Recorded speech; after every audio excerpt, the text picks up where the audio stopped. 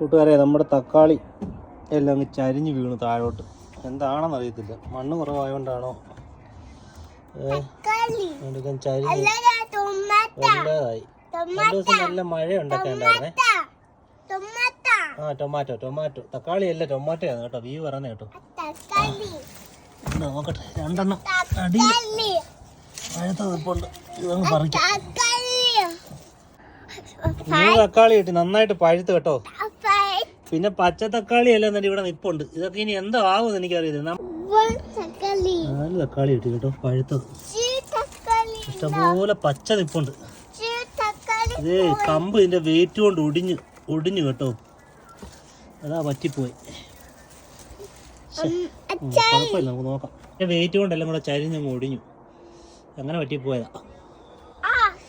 4 തക്കാളി കിട്ടി. ഈ 4 തക്കാളി എന്ന് പറയുമ്പോൾ നമ്മൾ വെച്ചിട്ട് നമ്മൾ അതിനകത്ത് എടുക്കുമ്പോൾ ഉള്ള ഒരു സന്തോഷം വേറെ അല്ലേ. ഞാൻ സത്യത്തിൽ ചുമ്മാതെ വെച്ചതാണേ. അതിന് ശരിക്കും പറഞ്ഞാൽ ചുവന്നേരം വളം പോലും ഇട്ടിട്ടില്ല.